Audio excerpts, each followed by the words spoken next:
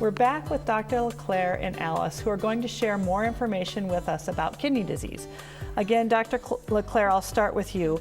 What happens when a person is diagnosed with chronic kidney disease? The first step is to determine why they have kidney disease. And that's critical because it will, from that point on, you make the decision whether you're going to do something or nothing, or that person needs further workup. Because the most important thing is, do they have something that could progress? And so that's my job, is to determine, is it something that's going to get worse and we need to figure out what it is? Or is it something that maybe just simply scarred kidneys and this is just how, they may have just mild kidney disease because of that. That's the number one. That may require, besides a lot of blood work, a kidney biopsy. Okay. So what would you say to a person who has chronic kidney disease are the most important questions for them to ask of their healthcare providers? Is this going to be progressive? Am I going to need dialysis at some point? Okay. What can we do about it to keep it from getting worse? Okay. Do I have other options? Do I need to have further testing? These are all very, very important questions, and I would highly recommend anyone who has kidney disease to read up on it. Okay. We have plenty of information on the internet that's available to people, and if you ever have questions and you're not seeing a nephrologist, it's always appropriate to ask for a referral. Okay. And you spoke of dialysis. I'd like to turn to you now, Alice, and ask you to tell us more about the types of dialysis and a little bit more actually about what people can actually expect with dialysis, either hemo or peritoneal. Okay, so the one thing that's really important if somebody does have stage 4 or 5 kidney disease and they're looking at needing dialysis, they really should go to a pre-dialysis education class, and then they'll learn the different treatment options. So one of the options is in-center hemodialysis, and for that a patient goes into a dialysis facility and then dialysis staff manage their hemodialysis treatment totally. The patients have an option. It's a very rigid schedule. They either are on a Monday, Wednesday, Friday schedule or a Tuesday, Thursday, Saturday schedule. Treatments are usually around 4 hours long, and the total time that the patient is in the dialysis facility for that treatment is around 5 hours. The other option that is certainly, if you asked most nephrology professionals, they would say we want to do a home therapy. So that's the other option, is a home therapy. And there's 2 different types of home therapy. We have home hemodialysis and also home peritoneal dialysis. Home hemodialysis is obviously a little bit more intensive training-wise than home peritoneal dialysis. In home hemodialysis, there's a special machine that we send home with the patient, and it's about a 6-week training process for them to learn how to manage their treatment at home. Home therapies, home hemodialysis are done more frequently per week than an in-center treatment is.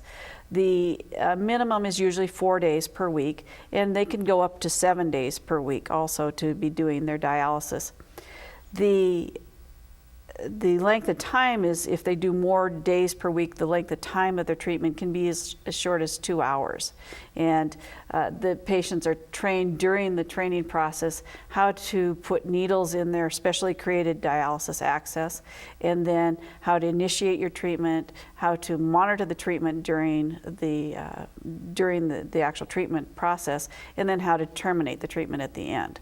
So the machine is very user-friendly. There's only X number of buttons you can push on it, so there's a set process that they have to do if they do have an alarm. There's a set process they do to clear that alarm.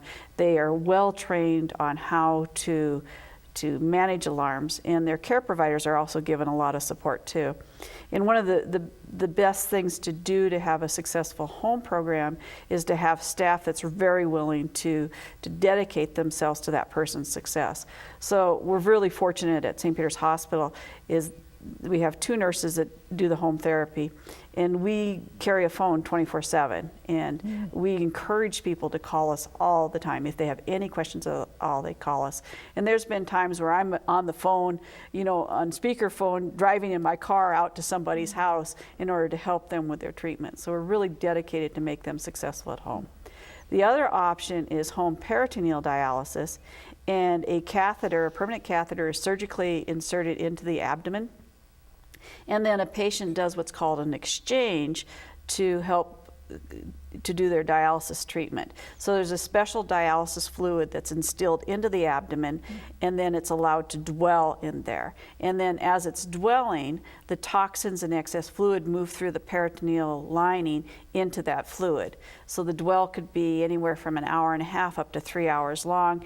At the end of that dwell, the patient drains that fluid out and then puts clean fluid in, and then the process is restarted over again. There's several different options of doing home peritoneal dialysis. They can do those exchanges that I described 4 times a day, where they actually manually connect themselves, instill the fluid, disconnect themselves, walk around during the dwell phase, and then repeat that process 4 times per day. The other way they can do it is with a cycler at night, which is really slick because then that machine does all those exchanges for them. Obviously, the people that do the nighttime exchanges and on the cycler at night have their days free, so you know, the impact on their life is less than what it would be if they're trying to do manual exchanges during the day. So just one quick question. Do you prefer, or is it the patient's condition that dictates if they're going to do peritoneal or hemodialysis? There's a little bit of patient condition. So if somebody's had a lot of abdominal surgeries, or if, say they've had cancer, they've had some sort of process that has destroyed their peritoneal lining, they wouldn't be a candidate for peritoneal dialysis. But they certainly are a candidate for home hemodialysis. Oh, this has been great information. I'd like to thank both of you for being with us today. And I want to thank all of you at home for visiting with us today, and remind you to stay fit, stay well, and stay healthy for life with Healthy Living for Life. We'll see you next week. Healthy Living for Life is brought to you by Mountain Pacific Quality Health.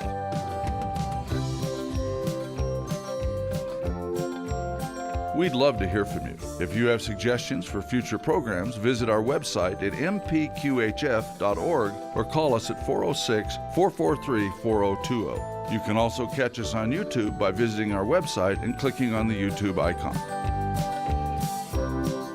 Special thanks to Fire Tower Coffee House and Roasters.